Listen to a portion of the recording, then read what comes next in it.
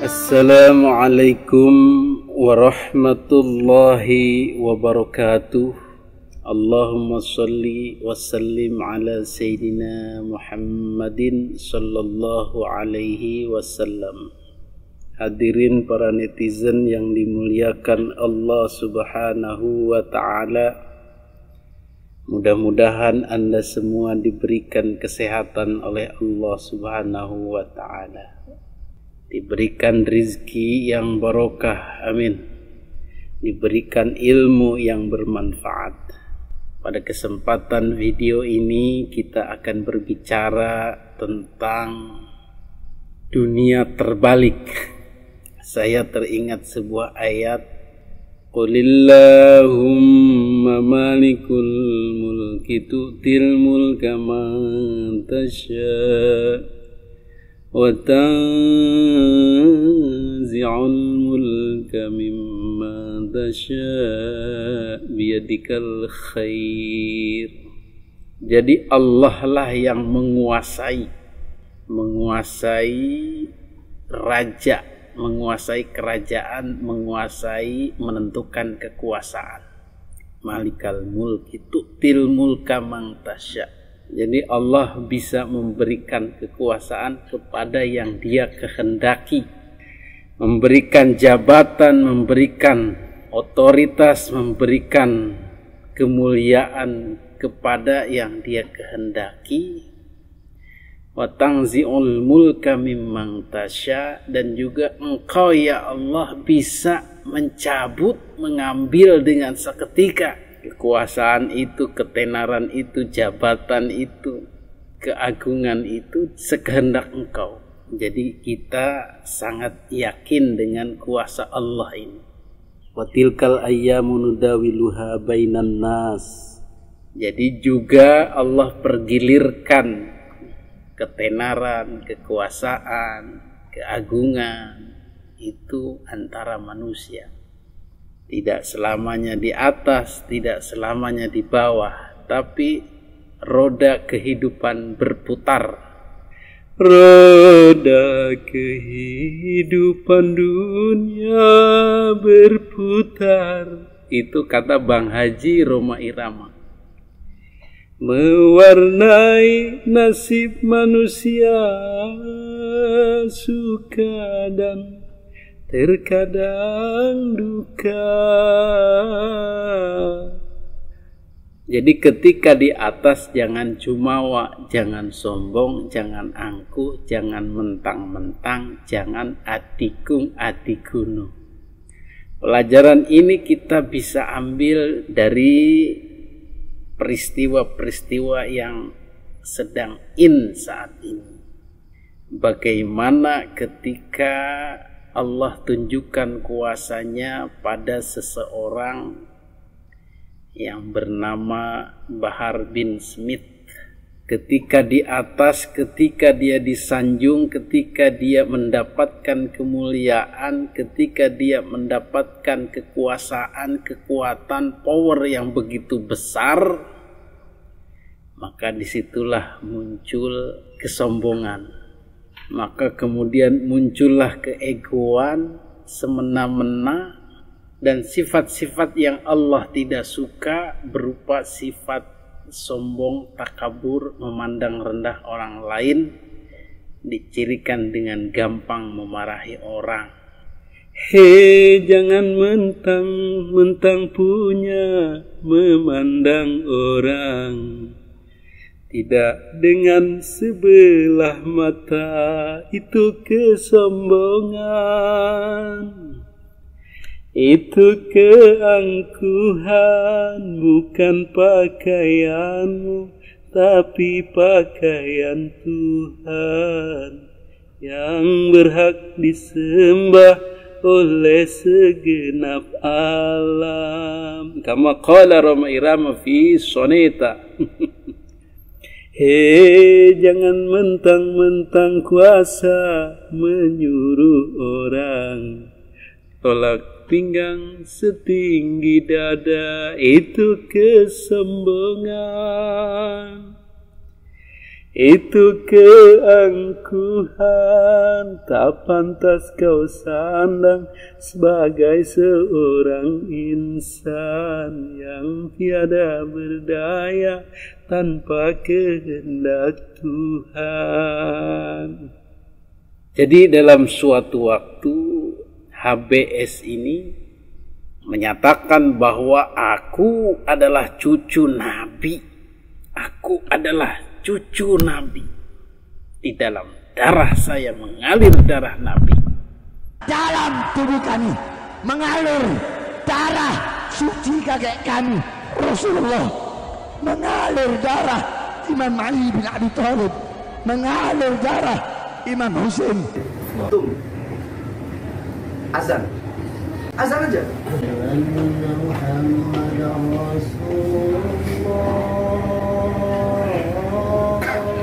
Stop. Asyhadu anna Muhammad Rasulullah. Ana ingin bertanya. Ketika antum azan asyhadu anna Muhammad Rasulullah. Muhammad jaddak atau jaddi? Muhammad Rasulullah kakek ente atau kakek anak? Itu ada bahasa kesombongan, bahasa kemuliaan diri. Karena sebagai cucu Nabi. Siapa itu? Muhammad itu kakek kamu, kakek saya. Jaduka apa jadi? Abe, kata orang Sunda. Abe. Itu yang pertama, kasus pertama. Kemudian kasus keduanya, ketika dia marah atau menganggap rendah orang-orang yang mengaku keturunan Wali Songo. Dianggapnya dusta, membuat-buat, membikin-bikin, mengada-ada, memanipulasi orang, sehingga dia mengaku-ngaku keturunan Wali Songo. Dia katakan Wali Songo itu sudah tidak ada keturunannya, sudah terputus. Ya, orang sekarang ngaku cucunya Wali Songo. Bahwasanya tidak ada anak cucu Wali Songo. Jadi kalau ada orang yang sekarang ini, yang sekarang ngaku cucunya Wali Songo, itu nggak ada. Sekalipun ada dari pihak ibu, bukan dari pihak abah. Kalau dari pihak ibu terputus. Wali Songonya para habaib. Ini menurut para ahli nasab. Hampir 500 tahun generasinya lenyap. Nah, ucapan inilah yang merupakan kebodohan dan kesombongan sekaligus. Sehingga kata para habib-habib terdahulu, para kiai-kiai yang menghina Wali Songo dan keturunannya akan kualat. Pantangan sebenarnya bersentuhan atau menyinggung Wali Songo dan keturunannya. Karena itu keramat. Itu keramat, itu orang-orang mulia yang ada jauh sebelum para habaib kaum Ba'alawi datang ke Indonesia. Wali Songo dan keturunannya sudah ada dan berdakwah dengan bijaksana. Maka tiba-tiba diputus oleh si HBS ini. Sehingga muncullah reaksi dari para keturunan Wali Songo. Dan disinilah kisah getir Ba'alawi dimulai. Jadi kemungkinan husnudzon kita ini dibantu oleh Allah Subhanahu wa Ta'ala yang tidak suka dengan kesombongan oknum Ba'alawi, sehingga terbukalah yang seharusnya tertutup, Allah buka. Muncullah Kiai Imaduddin yang sebenarnya juga tidak suka dengan kesombongan ini, tidak suka dengan klaim-klaim ini. Sehingga muncullah keberanian beliau meneliti nasab dan akhirnya terbukalah. Kemudian para terah Wali Songo, anak cucu Wali Songo juga terbuka hatinya untuk meneliti lagi nasab-nasabnya. Sehingga ternyata setelah Allah balikan tadi itu, tu'til mulka man tasya wa tanzi'ul mulka mimman tasya, Allah berikan kemuliaan pada orang-orang yang tadinya di bawah, tidak pernah bersuara apa-apa. Kita tidak pernah tahu Wali Songo itu ada keturunannya, kita pun yang orang pribumi istilahnya tidak pernah tahu si A ini keturunan Nabi, si B ini keturunan Nabi, karena memang mereka diam-diam baik, tenang-tenang saja, diam-diam saja, bahkan cenderung menyembunyikannya dari masyarakat.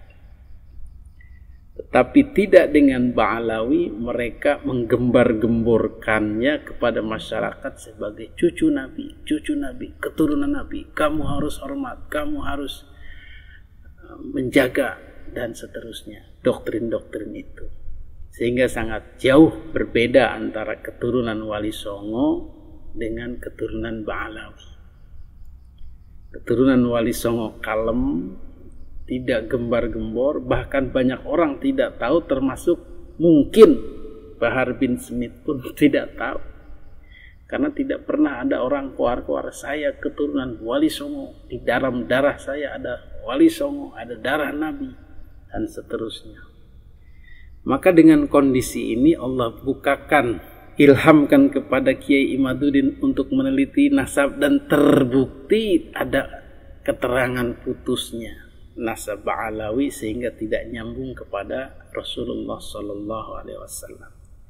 Dan Allah bukakan ilham kepada Kiai Tubagus Nur Fadli untuk meneliti, dan ternyata terah Wali Songo ini nyambung kepada Kangjeng Nabi Muhammad Sallallahu Alaihi Wasallam, tetapi tidak lewat jalur Ba'alawi. Ini juga suatu keajaiban, suatu pemberian dari Allah Subhanahu wa Ta'ala. Kok bisa terah Wali Songo itu tidak nyambung ke Ba'alawi, tapi ke Musa Al-Kazim, ke Al-Hasani sana jalurnya.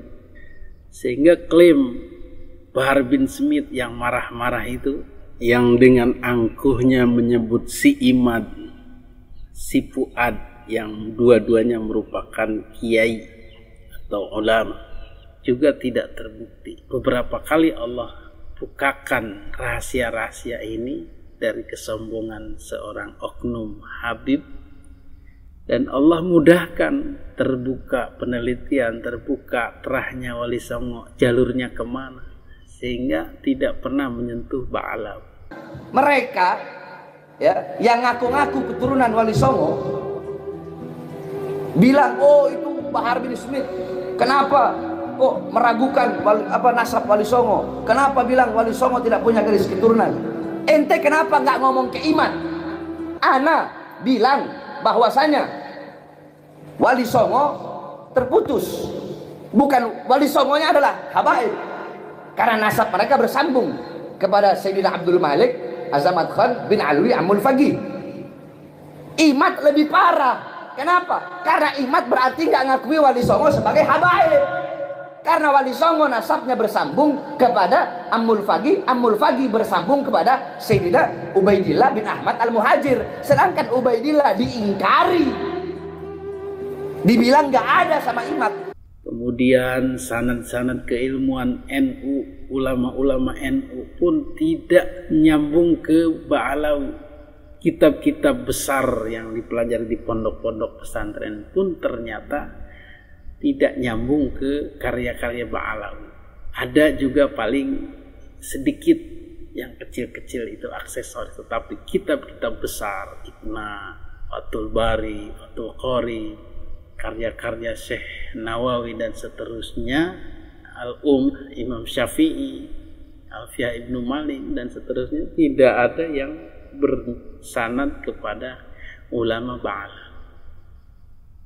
Jadi inilah keajaiban-keajaiban atau pembuka dari Allah Subhanahu wa Ta'ala untuk orang-orang yang sabar,